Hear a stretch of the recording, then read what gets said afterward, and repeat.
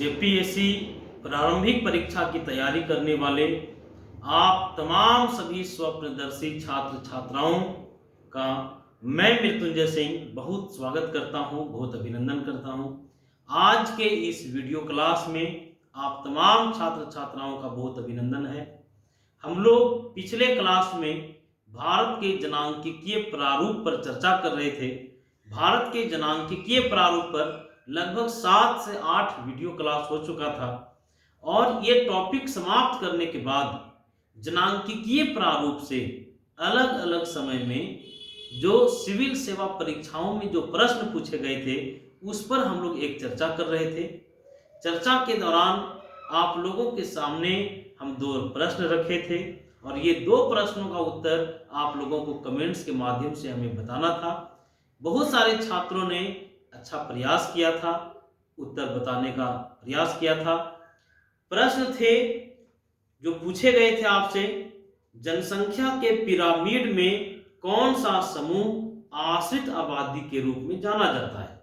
इसके ऑप्शन दिए गए थे 15 से 60 वर्ष आयु समूह, ऑप्शन बी था 60 वर्ष से ऊपर आयु समूह, ऑप्शन सी था 50 वर्ष से ऊपर आयु समूह और ऑप्शन डी था 0 से 14 वर्ष आयु समूह। प्रतियोगी छात्रों, आप लोगों को जनसंख्या पिरामिड के बारे में जानकारी रखना चाहिए। कई बार अलग अलग राज्यों के सिविल सेवा परीक्षाओं में ये प्रश्न, इस टॉपिक से प्रश्न रहा है। जनसंख्या पिरामिड में जो आश्रित आबादी है, ये आश्रित आबादी 0 से 14 वर्ष आयु वर्ग को आश्रित आबादी के रूप में शामिल किया गया है। एक जानकारी ये भी है कि जो 65 साल से ऊपर उम्र के लोग हैं उन्हें भी आश्रित आबादी की श्रेणी में रखा जाता है और जो 15 साल से 64 साल के लोग हैं इन्हें कार्यशील जनसंख्या का भाग माना जाता है, वर्किंग पॉपुलेशन का भाग माना जाता है। दूसरा प्रश्न आप लोगों से पूछा गया था। कई लोगों ने सही जवाब दिया, कई लोगों ने गलत जवाब भी दिया था। इसे क्लियर कर देना जरूरी है। प्रश्न था, एशिया के निम्न में से किस देश में प्रति वर्ष जन्म की अपेक्षा मृत्यु की संख्या अधिक देखी जा रही है। प्रश्न फिर से सुना जाए, एशिया के निम्न में से किस देश में प्रति वर्ष जन्म की अपेक्षा मृत्यु की संख्या अधिक देखी जा रही है। ये यूपीपीसीएस 2008 में प्रश्न पूछा गया था। इसके ऑप्शन थे, option A Bahrain, option B Israel था, ऑप्शन सी जापान है और ऑप्शन डी सिंगापुर है। आप लोगों को जानना चाहिए कि एशिया का जापान वह देश है जिसमें प्रति वर्ष जन्म की अपेक्षा मृत्यु की संख्या अधिक देखी जा रही है। चलिए हम लोग आज के टॉपिक पर आए। झारखंड सिविल सेवा परीक्षा का एक अर्थव्यवस्था का एक महत्वपूर्ण टॉपिक है, शहरीकरण या नगरीकरण। आज यह टॉपिक शुरू किया जा रहा है और इस टॉपिक को हम शुरू करने के पूर्व आप लोगों को बताएं कि हमारी पढ़ाने की रणनीति यह है कि नगरीकरण टॉपिक से या शहरीकरण टॉपिक से जितने ऑब्जेक्टिव बन सकते हैं उन ऑब्जेक्टिव प्रश्नों का हमने एक संग्रह बनाया है और वैसे प्रश्नों को भी अपने संग्रह में शामिल किया है जो अलग अलग राज्यों में इस टॉपिक से प्रश्न पूछे गए थे। चलिए हम लोग आज नगरीकरण टॉपिक से या शहरीकरण टॉपिक से जो पहला प्रश्न है, पहला ऑब्जेक्टिव प्रश्न है जिस पर हम लोगों को चर्चा करना है, वो प्रश्न सुनिएगा। ये प्रश्न यूपीपीसीएस प्रारंभिक परीक्षा 2008 में पूछा गया था। प्रश्न सुना जाए कि निम्न में कौन सा मानदंड भारत में किसी अधिवास को नगरीय केंद्र परिभाषित करने के लिए स्वीकार नहीं किया गया है। प्रतियोगी छात्रों, एक बार प्रश्न बारीकी से सुनिएगा। प्रश्न है कि निम्न में कौन सा मानदंड भारत में किसी अधिवास को नगरीय केंद्र, शहरी केंद्र परिभाषित करने के लिए स्वीकार नहीं किया गया है। ऑप्शन ए है भौतिक विस्तार, ऑप्शन बी है जनसंख्या का आकार, ऑप्शन सी है जनसंख्या का घनत्व और ऑप्शन डी है व्यवसायिक संरचना। इस प्रश्न को सही करने के लिए हम लोगों को स्पष्ट रूप से जानकारी में रखना होगा कि जनगणना होता है तो जनगणना में किसी क्षेत्र को नगरीय केंद्र या शहरी क्षेत्र मानने के लिए कौन कौन से मापदंड तय किए गए हैं। आप लोगों को स्पष्ट रूप से जानना होगा कि किसी क्षेत्र को शहरी क्षेत्र घोषित करने के लिए कुछ कंडीशन रखे गए हैं। पहला कंडीशन ये है कि उस क्षेत्र का आबादी कम से कम 5000 होना चाहिए। उस क्षेत्र में, जिस क्षेत्र को शहरी क्षेत्र घोषित करना है, वहां कम से कम 5000 लोगों को निवास करना चाहिए। दूसरा शर्त यह है कि जो पुरुषों का जो कार्यशील आबादी है, उस कार्यशील आबादी का कम से कम 75% कार्यशील, पुरुषों का जो कार्यशील आबादी है उसमें 75% लोगों को कृषि को छोड़कर अन्य कामों में लगा हुआ होना चाहिए। तो हम लोग दो शर्त अभी तक देखे कि किसी क्षेत्र को शहरी क्षेत्र घोषित करना है, उसके लिए पहला शर्त क्या था कि आबादी कम से कम वहां 5000 होना चाहिए। दूसरा शर्त था कि जो पुरुषों का कार्यशील आबादी है, उस कार्यशील आबादी का 75% लोगों को कृषि क्षेत्र को में छोड़कर दूसरे क्षेत्र में रोजगार करना चाहिए। मतलब 75% लोग कृषि के अलावे दूसरे कार्यों में लगे हुए होना चाहिए। और तीसरा जो शर्त था वो ये था कि कम से कम वहां जनघनत्व 400 व्यक्ति प्रति वर्ग किलोमीटर होना चाहिए।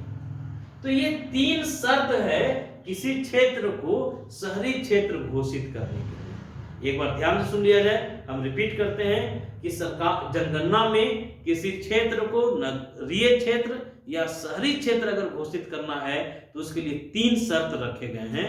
पहला शर्त था कि कम से कम 5000 आबादी होना चाहिए, 75% जो पुरुषों का कार्यशील आबादी है वो कृषि के अलावे अन्य कामों में लगना चाहिए या गैर कृषि कार्यों में कार्यशील होना चाहिए, और तीसरा वहां जनघनत्व कम से कम प्रति व्यक्ति वर्ग किलोमीटर 400 लोग निवास करना चाहिए। तो ये शर्त था। तो प्रश्न पर हम एक बार फिर से आते हैं, प्रश्न को ध्यान से सुनिएगा और अब आपको इसका सही उत्तर छांटने में बहुत सहूलियत होगा।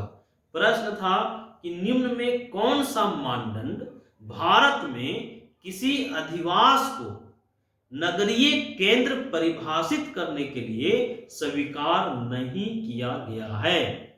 इसके ऑप्शन थे, ऑप्शन ए भौतिक विस्तार, जनसंख्या का आकार, जनसंख्या का घनत्व और व्यवसायिक संरचना। जैसा कि आप ऑप्शन देख रहे हैं कि भौतिक विस्तार जो है नगरीय क्षेत्र घोषित करने के लिए जरूरी नहीं है। हम लोग देखे जनसंख्या के आकार की बात हुई, कम से कम 5000 जनसंख्या की बात हुई। जनसंख्या घनत्व की बात हुआ था 400 व्यक्ति प्रति वर्ग किलोमीटर, और व्यवसायिक संरचना की भी बात हुई कि जो पुरुष कार्यशील जनसंख्या है उसका 75% कहां लगना चाहिए, तो गैर कृषि कार्यों में लगना चाहिए। तो इसका मतलब है इसका सही जवाब होगा भौतिक विस्तार। अब चलिए हम लोग दूसरे प्रश्न पर आते हैं। दूसरा प्रश्न बहुत ध्यान से पहले आप लोग सुनिए। दूसरे प्रश्न पर हम लोग चर्चा करते हैं। ये अति महत्वपूर्ण प्रश्न है, बहुत महत्वपूर्ण प्रश्न है और बहुत बारीकी से चीजों को आप सुनिए। प्रश्न है कि निम्न शर्तों में से कौन जैसा, फिर से सुनिएगा, निम्न शर्तों में से कौन जैसा जनगणना रिपोर्ट 2001 में दिया गया है किसी क्षेत्र को नगरीय निर्धारित करती है। निम्न शर्तों में से, प्रश्न फिर से, निम्न शर्तों में से कौन जैसा जनगणना रिपोर्ट 2001 में दिया गया है किसी क्षेत्र को नगरीय निर्धारित करती है। मतलब नगरीय क्षेत्र होने के लिए कौन कौन सा शर्त होना चाहिए। चलिए, पहला ऑप्शन था इसकी न्यूनतम जनसंख्या 5000 होनी चाहिए। अभी हम लोग चर्चा किए थे किसी क्षेत्र को शहरी क्षेत्र होने के लिए, घोषित होने के लिए मिनिमम आबादी उस क्षेत्र में 5000 होना चाहिए। ये सही है। गैर कृषि कार्य में संलग्न इसकी पुरुष जनसंख्या न्यूनतम 75% होनी चाहिए, ये भी सही है कि जो कार्यशील आबादी है, पुरुषों की जो कार्यशील आबादी है उसका 75% से अधिक गैर कृषि कार्यों में लगा हुआ होना चाहिए, ये भी सही शर्त है। और ऑप्शन सी है, इसकी जनसंख्या का घनत्व कम से कम 400 व्यक्ति प्रति वर्ग किलोमीटर होना चाहिए। हम लोगों ने चर्चा किया था, यह भी शर्त था शहरी क्षेत्र होने के लिए। और ऑप्शन डी देखा जाए, इसका न्यूनतम क्षेत्रफल 10 वर्ग किलोमीटर होना चाहिए, इसका कहीं उल्लेख नहीं था। प्रतियोगी छात्रों, हम लोगों को बहुत बारीकी से समझने की जरूरत है कि इसके जो 3 शर्त थे शहरी क्षेत्र होने के लिए बिल्कुल सही थे, लेकिन चौथा शर्त सही नहीं है। अब देखिए, इसमें कूट दिए गए हैं और सही कूट का चुनाव करना था। कूट एक था, कूट ए है 1 और 2, बी है 1, 2 और 3, और ऑप्शन सी था 2, 3 और 4, और ऑप्शन डी है इनमें से सभी। तो हम लोग देखें कि इसका सही उत्तर होना चाहिए था ऑप्शन बी, कूट। इसका सही ऑप्शन बी होना चाहिए, क्योंकि 1, 2 और 3 को इसमें सही माना गया है। तो नगरीय क्षेत्र होने के लिए हम लोग एकदम दिमाग में बैठा लें ये बात कि 3 कंडीशन, आबादी 5000 होना चाहिए कम से कम, कार्यशील पुरुषों की आबादी का 75% गैर कृषि कार्यों में लगा हुआ होना चाहिए, और ऑप्शन डी हम लोग। और तीसरा जो हम लोग शर्त देखे वो शर्त था कि जन घनत्व कम से कम 400 व्यक्ति प्रति वर्ग किलोमीटर होना चाहिए। चलिए हम लोग तीसरे प्रश्न पर आए। तीसरा प्रश्न सुनिएगा। तीसरा प्रश्न है, भारत में नगरीय केंद्रों की वर्गीकृत संख्या है। क्वेश्चन फिर से, भारत में नगरीय केंद्रों की वर्गीकृत संख्या है। इसमें ऑप्शन है 4, ऑप्शन ए है 4, ऑप्शन बी है 7, ऑप्शन सी है 5 और ऑप्शन डी है 6। ये प्रश्न भी यूपीपीसीएस प्रारंभिक परीक्षा में 2008 में पूछा गया है। प्रश्न फिर से सुना जाए, भारत में नगरीय केंद्रों की वर्गीकृत संख्या कितनी है? 4 है, 7 है, 5 है, 6 है। आप लोगों को हम बता दें, इसका सही जवाब होगा ऑप्शन डी 6। मतलब भारत में नगरीय केंद्रों को या नगरों को, शहरी क्षेत्र को या शहरों को 6 वर्गों में बांटा गया। अब ध्यान से यहाँ समझना होगा कि कौन कौन से 6 वर्ग बनाए गए थे। शहरों का या नगरों का जो प्रथम वर्ग था, उस प्रथम वर्ग में 1 लाख से अधिक आबादी वाले को, 1 लाख से अधिक आबादी वाले शहरों को श्रेणी 1 में रखा गया या ए में रखा गया या प्रथम वर्ग में रखा गया। प्रथम वर्ग में हम लोग देखें कैसे शहरों को शामिल किया गया, तो वैसे शहर जिनकी आबादी 1 लाख से अधिक थी। लेकिन दूसरे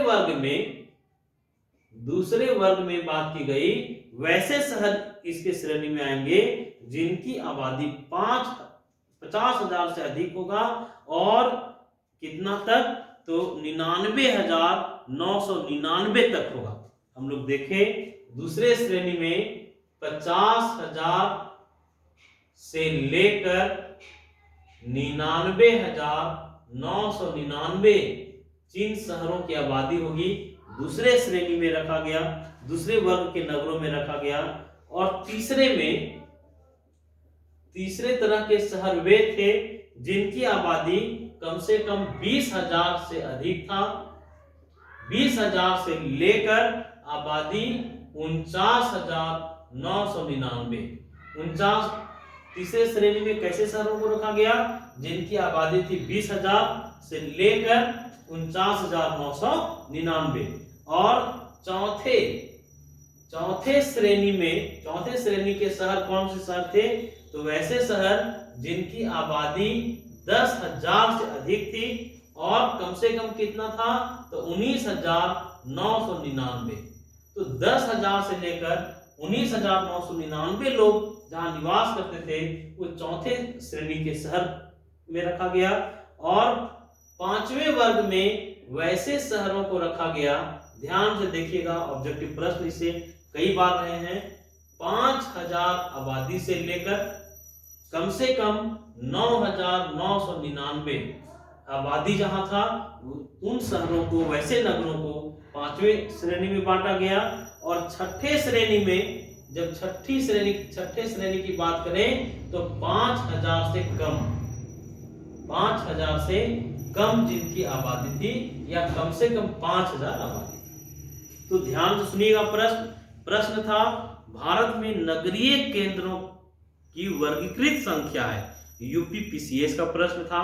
ऑप्शन थे 4, 7, 5, 6। इसका सही जवाब है ऑप्शन डी 6। मतलब भारत में अगर हम लोग चर्चा करें, जनगणना विभाग ने नगरीय केंद्रों को जनसंख्या के आधार पर बांटा और 6 वर्गों में बांटा। किस आधार पर, तो जनसंख्या के आधार पर। कितने वर्गों में, 6 वर्गों में बांटा। प्रथम वर्ग के शहर कौन थे, जिनकी आबादी 1 लाख से अधिक थी। दूसरे वर्ग के शहर कौन थे, 50,000 से लेकर 99,999 जिनकी आबादी थी। और तीसरे वर्ग के शहर थे जिनकी आबादी कम से कम 20,000 से लेकर 49,999 रही थी। तो इस तरह से शहरों को या शहरी क्षेत्रों को 5 वर्गों में बांटा गया, 6 वर्गों में बांटा गया था। किस आधार पर बांटा गया था, तो जनसंख्या के आधार पर बांटा गया था। चलिए हम लोग आज के चौथे प्रश्न की ओर आए। बहुत महत्वपूर्ण प्रश्न है, नगरीकरण या शहरीकरण टॉपिक से जितने भी प्रश्न बन सकते हैं, सारे प्रश्नों को हमने ऑब्जेक्टिव वाइज सजाया है और हर प्रश्न को बहुत डिटेल हम लोग समझने का प्रयास करेंगे। क्वेश्चन नंबर 4 पर हम लोग आते हैं। क्वेश्चन ध्यान से सुनिएगा। प्रश्न है 2011 की जनगणना के अनुसार भारत में जनगणना नगरों की कुल संख्या है। 2011 में जो जनगणना की गई, उस जनगणना में भारत में जनगणना नगरों की संख्या कितनी है। हम लोग अभी चर्चा किए थे कि शहरी क्षेत्र घोषित करने के लिए 3 शर्तें हैं। पहला शर्त था किसी क्षेत्र में 5,000 लोग होने चाहिए।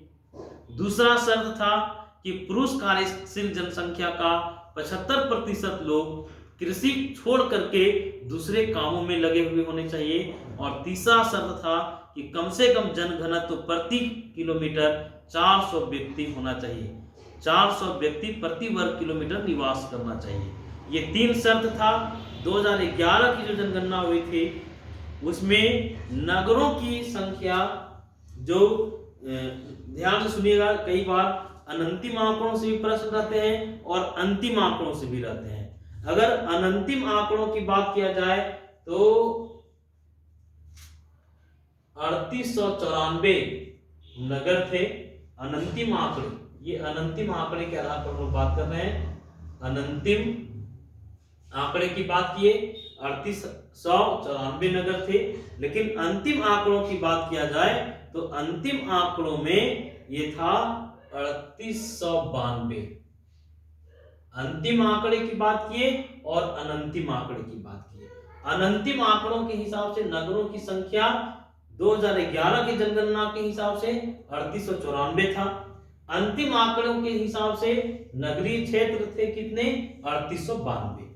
चलिए हम लोग 5वें प्रश्न पर आते हैं। विश्वास है हमारा यह पहल आप लोगों के लिए बहुत लाभप्रद होगा। 5वां प्रश्न सुनिएगा। 5वां प्रश्न है भारत की जनसंख्या का लगभग कितने प्रतिशत शहरी आबादी है। ऑप्शन है 36%, 27%, 20% और 14%। यह प्रश्न 2003 उत्तराखंड पीसीएस में पूछा गया था, उत्तराखंड यूडीए और एलडीए में पूछा गया 2003 में, यूपी पीसीएस में 2008 में भी रहा, 2009 में भी रहा और ये यूपीपीसीएस मेंस में 2002 में प्रश्न पूछा गया। छात्रों, इस प्रश्न का जवाब ढूंढने के पहले आप लोगों को हम बता दें, ये प्रश्न अधिकतर पूछा गया है 2003 में, 2002 में, 2008 में, 2009 में।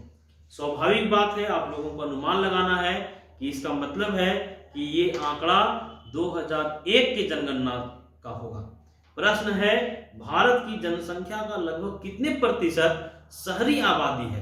तो 2001 के जनगणना की अगर हम लोग बात करें और अंतिम आंकड़ों की बात करें तो उस समय शहरी आबादी था 27.8%। कब? तो 2001 में। 2001 में शहरी आबादी 27.8% था। लेकिन अगर आज के संदर्भ में हम लोग बात करें, अगर वर्तमान परिप्रेक्ष्य में बात करें, 2011 की जनगणना की बात करें तो 31.2% आबादी आज शहरों में निवास करती है। कितना? तो 31.2%। कब? तो 2011 के आंकड़ा के हिसाब से। लेकिन 2001 में 27.8% जो आबादी थी वो निवास करती थी शहरों में। एक जानकारी और आप लोगों को बता दें कि अगर वर्तमान में 37.71 करोड़ लोग निवास करते हैं शहरों में। कई बार प्रश्न यहां से भी बने हैं, प्रश्न रहा है कि कितने लोग शहरों में निवास करते हैं। तो ध्यान से देखा जाए, अभी 2011 के अनुसार 37.71 करोड़ लोग शहरों में निवास करते हैं। तो प्रश्न पर आइए, भारत की जनसंख्या का लगभग कितना प्रतिशत शहरी आबादी है? 36%, 27%, 20%, 14%। और ये 2002 में पूछा गया, 2003 में पूछा गया। इसका मतलब 2001 की जनगणना के अनुसार पूछा गया होगा, तो इसका सही जवाब होगा 27%। लेकिन अगर आज के संदर्भ में पूछा जाता तो 31.2%। अब चलिए क्वेश्चन नंबर 6 पर हम लोग आते हैं। हम लोगों को टोटल 10 प्रश्नों पर चर्चा करना है। 10 ऑब्जेक्टिव प्रश्नों पर हम आपके साथ आज चर्चा करेंगे। प्रश्न 6 छठा क्वेश्चन है। ये प्रश्न भी यूपीपीसीएस 2014 में पूछा गया है। 2011 की जनगणना के अनुसार भारत में शहरों में रहने वाले लोगों की संख्या है लगभग, ऑप्शन थे 37 करोड़, 33 करोड़, 35 करोड़, 39 करोड़। अभी हम लोग तुरंत देखे थे कि 37.71 करोड़ लोग 2011 की जनगणना के अनुसार शहरों में निवास करते हैं। तो इसका सही जवाब 37 करोड़ हो जाएगा। चलिए प्रश्न 7, क्वेश्चन नंबर 7 पर हम लोग आते हैं। क्वेश्चन नंबर 7 ध्यान से सुनिएगा। ये प्रश्न यूपीआरओ एआरओ प्रारंभिक परीक्षा 2014 में पूछा गया था। 2011 के जनगणना के अनुसार भारत की कुल जनसंख्या में नगरीय जनसंख्या का कितना प्रतिशत है? हम लोग तुरंत चर्चा किए थे कि 31.2% लोग नगरों में रहते हैं। किस जनगणना के अनुसार? तो 2011 की जनगणना के अनुसार। लेकिन हम लोगों को ये जानकारी रखना है, 2001 का भी जानकारी थोड़ा रख लेना चाहिए। हम लोग 2001 का भी चर्चा किए थे कि 27.8% आबादी नगरों में निवास करती थी 2001 की जनगणना के अनुसार। चलिए हम लोग 7 प्रश्नों को देखे हैं। अब 8वां प्रश्न पर हम लोग आते हैं। 8वां प्रश्न आप लोग ध्यान से सुनिएगा। प्रश्न है, भारत में कितने जिले हैं? ये प्रश्न पूछा गया था उत्तराखंड पीसीएस में। उत्तराखंड के पीसीएस परीक्षा में ये पूछा गया था कि भारत में कितने जिले हैं। ऑप्शन थे 600, 650, 580, 800, इनमें से कोई नहीं। तो हम लोगों को थोड़ा सा जान लेना होगा कि 2011 में जो जनगणना हुआ, 2011 की जनगणना के अनुसार जिलों की संख्या 640 था। लेकिन अगर हम लोग 2001 के जनगणना की बात करें तो वहां जिलों की संख्या 593 था। 2011 में भारत में कितने जिले थे? 593। 2011 में कितने जिले थे? तो 540। लेकिन अगर वर्तमान समय की बात किया जाए तो वर्तमान समय में जिलों की संख्या 726 है। अब चलिए हम लोग प्रश्न पर आए। प्रश्न था भारत में कितने जिले हैं? 600, 650, 580, 800, इनमें से कोई नहीं। तो हम लोग देखें कि 2011 के जनगणना में 640 जिले थे, 2001 में 593 जिले थे और वर्तमान में 726 जिले हैं। तो जो ऑप्शन दिए गए हैं उसमें कोई भी सही ऑप्शन नहीं था, इसलिए इसका जवाब होगा इनमें से कोई नहीं। अब चलिए 9वां प्रश्न है, बहुत महत्व का प्रश्न है। बीपीएससी में ये 53वां बीपीएससी और 55वां बीपीएससी दोनों की प्रारंभिक परीक्षा में 2011 में ये पूछा गया है। प्रश्न है 2011 की जनगणना में फोटो, उंगली के निशान और आंख की पुतली के प्रति चित्रण के लिए किसी व्यक्ति की न्यूनतम आयु क्या है? प्रश्न फिर से सुनिएगा। 2011 की जो जनगणना है इसमें जनसंख्या रजिस्टर बनाने की बात हुई थी और इसमें यह चर्चा किया गया था कि लोगों का फोटो, उंगली का निशान और आंखों की पुतली का प्रतिचित्रण लिया जाएगा। हालांकि ये व्यवहार में नहीं हो पाया था, लेकिन प्रश्न बनता है कि 2011 की जनगणना में फोटो, उंगली के निशान और आंख की पुतली के प्रतिचित्रण के लिए किसी व्यक्ति की न्यूनतम आयु क्या है? ऑप्शन थे 12 वर्ष, 15 वर्ष, 18 वर्ष, 21 वर्ष। इसका सही जवाब है 15 वर्ष। कितना? तो 15 वर्ष। चलिए हम लोग आज के अंतिम प्रश्न पर आते हैं। 10वां प्रश्न है हम लोगों का, ध्यान से सुनिएगा। प्रश्न है भारत की जनगणना द्वारा निम्न में से किस वर्ग के नगर लघु नगरों की श्रेणी में शामिल किए जाते हैं? फिर से सुनिएगा। भारत की जनगणना द्वारा निम्न में से किस वर्ग के नगर लघु नगरों की श्रेणी में शामिल किए जाते हैं? ऑप्शन था वर्ग 6, ऑप्शन बी है वर्ग 6 और 7, ऑप्शन सी है वर्ग 4, 5 और 6, ऑप्शन डी है वर्ग 3, वर्ग 4, वर्ग 5 और वर्ग 6। फिर से, भारत की जनगणना द्वारा निम्न में से किस वर्ग के नगर लघु नगर के श्रेणी में है? ऑप्शन क्या था? ऑप्शन ए है वर्ग 6, ऑप्शन बी था 5 और 6, ऑप्शन सी था वर्ग 4, 5 और 6 और ऑप्शन डी है, ऑप्शन डी था 3, 4, 5 और 6। हम लोग कुछ देरी पहले चर्चा किए थे, भारत में नगरों को 6 श्रेणियों में बांटा गया। जनगणना विभाग नगरों को 6 श्रेणियों में बांटा और हम लोग उस बंटवारे को भी देखे थे कि श्रेणी 1 में वैसे नगर थे, वैसे शहर थे जिनकी आबादी 1 लाख से अधिक थी। दूसरे वर्ग में वैसे शहर थे जिनकी आबादी 50,000 से अधिक थी और 99,999 तक थी। और तीसरे वर्ग में वैसे शहर थे जिनकी आबादी 20,000 से अधिक थी और 49,999 तक थी। चौथे श्रेणी में कैसे शहर थे जिनकी आबादी 10,000 से लेकर 19,999 तक थी। और पांचवें श्रेणी में 5,000 से 9,999 तक वाले शहर थे और छठे श्रेणी में 5,000 से कम या 5,000 तक आबादी वाले शहर थे।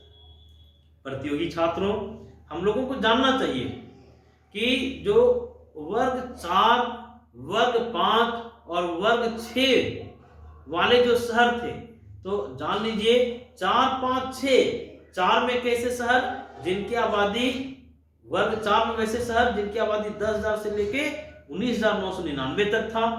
5वें वर्ग में 5,000 आबादी से लेकर 9,999 तक आबादी वाले शहर थे। और छठे श्रेणी में वैसे शहर थे जिनकी आबादी या तो 5,000 थी या 5,000 से कम भी थी। तो इसका सही जवाब होगा वर्ग 4, 5 और 6 में जो शहर आते थे उन्हें लघु शहर की श्रेणी में, लघु नगर की श्रेणी में रखा गया था। एक जानकारी हम आप लोगों को दे दें, जिन नगरों की जनसंख्या 10 लाख या उससे ज्यादा है उन्हें नगर नहीं बल्कि हम लोग महानगर कहते हैं। आप सभी लोग जो वीडियो के माध्यम से हमारा क्लास देख रहे हैं, आप लोग जरूर बताएंगे कि हमारा ये पहल आप लोगों के लिए कैसा है, ताकि जब आप लोगों की प्रतिक्रिया आती है तो हमें ये लगता है कि हम सही डायरेक्शन में हैं, हमारे इस काम से आप लाभप्रद हो रहे हैं, आप लाभान्वित हो रहे हैं या नहीं हो रहे हैं। चलिए आज के क्लास को समाप्त करें, लेकिन जाते जाते हम आप लोगों से एक प्रश्न पूछ के जाना चाहते हैं जिसका जवाब कमेंट्स के माध्यम से आप लोगों को बताना है। प्रश्न है, विश्व जनसंख्या दिवस कब मनाया जाता है? इस संदर्भ में अगर कोई विस्तृत जानकारी आपके पास होगा तो निश्चित रूप से आप कमेंट्स करके हमें अवगत कराएंगे। धन्यवाद।